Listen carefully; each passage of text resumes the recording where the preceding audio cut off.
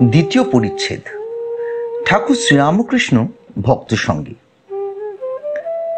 কীর্তনান্তে ঠাকুর শ্রীরামকৃষ্ণ, বিজয়, নরেন্দ্র ও অন্যান্য ভক্তেরা আসন গ্রহণ করিলেন। সকলের দৃষ্টি ঠাকুরের দিকে। সন্ধ্যার কিছু বিলম্ব আছে। ঠাকুর ভক্তদের সহিত কথা কইতেছেন, তাহাদের কুশল প্রশ্ন করিতেছেন।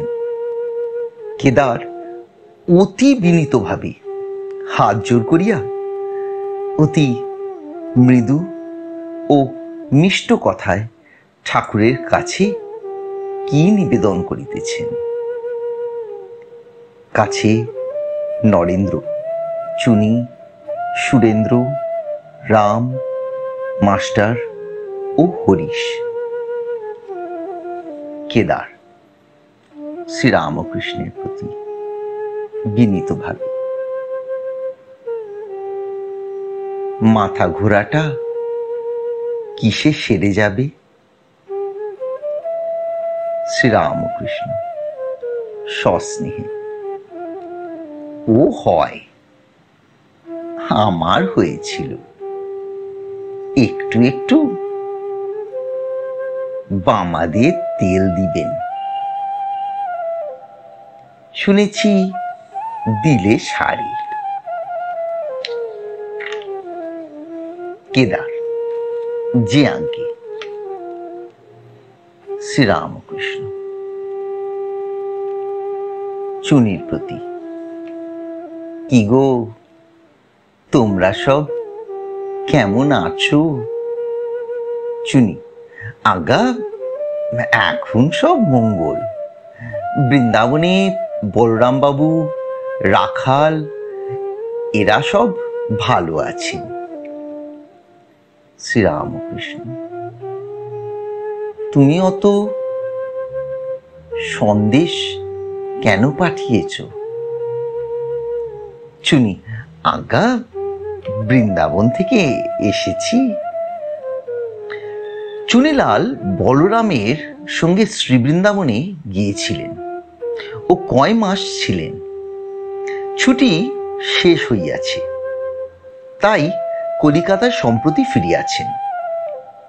শ্রীরামকৃষ্ণ হরিশের প্রতি, তুই দুই একদিন পরে যাস।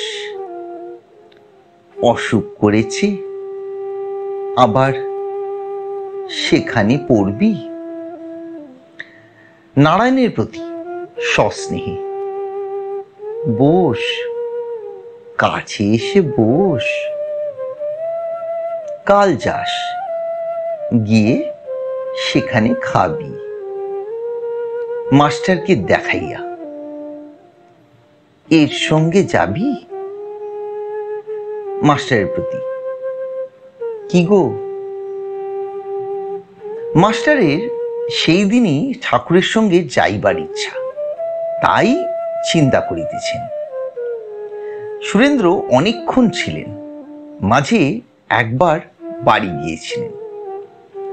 বাড়ি হইতে আসিয়া ঠাকুরের কাছে দাঁড়াইলেন। সুরেন্দ্র কারণ পান করেন। আগে বড় বাড়াবাড়ি ছিল। ঠাকুর সুরেন্দ্রের অবস্থা দেখিয়া চিন্তিত হইয়াছিলেন। একেবারে পান ত্যাগ করিতে বলিলেন না, বলিলেন, সুরেন্দ্র, দেখো, যা খাবি ঠাকুরকে নিবেদন করে দিবে, আর যেন মাথা টলে না ও পা টলে না। তাকে চিন্তা করতে করতে তোমার আর পান করতে ভালো লাগবে না। তিনি কারণানন্দ দায়নি, তাকে লাভ করলে সহজানন্দ হয়। সুরেন্দ্র কাছে দাঁড়াইয়া আছেন। ঠাকুর তার দিকে দৃষ্টিপাত করিয়া বলিয়া উঠিলেন, তুমি কারণ খেয়েছ? বলিয়াই ভাবে আবিষ্ট। সন্ধ্যা হইল। কিঞ্চিত বাহ্য লাভ করিয়া ঠাকুর মার নাম করিয়া আনন্দে গান ধরিলেন। সন্ধ্যা হইয়াছে।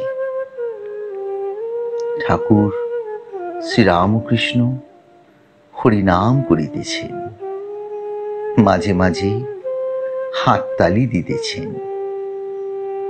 সুস্বরে বলিতেছেন, হরি বল, হরি বল, হরিময়, হরি বল, হরি হরি হরি বল।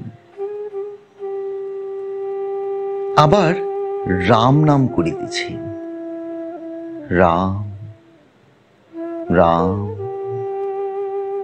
রাম রাম রাম রাম রাম রাম রাম। ঠাকুরের প্রার্থনা, হাউ টু প্রে। ঠাকুর এইবার প্রার্থনা করিতেছেন, ও রাম, ও রাম, আমি ভজনহীন, সাধনহীন, জ্ঞানহীন, ভক্তিহীন, আমি ক্রিয়াহীন। রাম শরণাগত, ও রাম শরণাগত। দেহ সুখ চাইনি রাম, লোকমান্য চাইনি রাম, অষ্টসিদ্ধি চাইনি রাম, শত সিদ্ধি চাইনি রাম। শরণাগত, শরণাগত,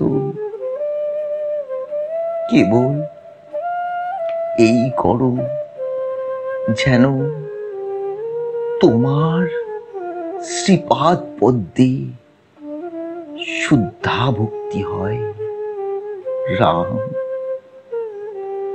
আর যেন তোমার ভুবন মোহিনী মায়ায় মুগ্ধ হই না রাম। ও রাম শরণাগত।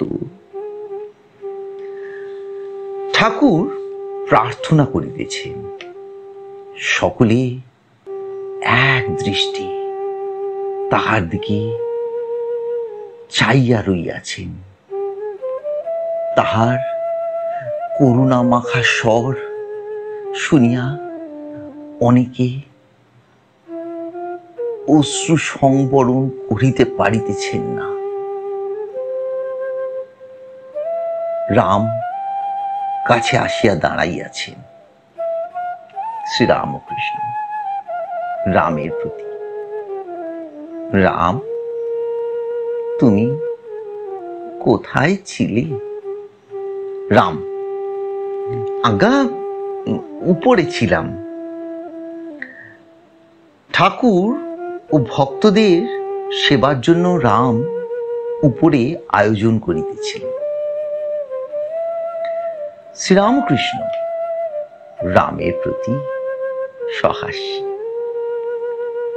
উপরে থাকার চাইতে নিচে থাকা কি ভালো নয়? নিচু জমিতে জল জমি, উঁচু জমি থেকে জল গড়িয়ে চলে আসি। রাম হাসিতে হাসিতে, আগে হ্যাঁ। ছাদে পাতা হইয়াছে। রামচন্দ্র ঠাকুর ও ভক্তগণকে লইয়া গেলেন ও পরিতোষ করিয়া খাওয়াইলেন। উৎসবান্তে ঠাকুর শ্রীরামকৃষ্ণ, নিরঞ্জন, মাস্টার প্রভৃতি সঙ্গে অধরের বাড়ি গমন করিলেন। সেখানে মা আসিয়াছেন। আজ মহা অষ্টমী। অধরের বিশেষ প্রার্থনা, ঠাকুর উপস্থিত থাকিবেন, তবে তাহার পূজা সার্থক হইবে।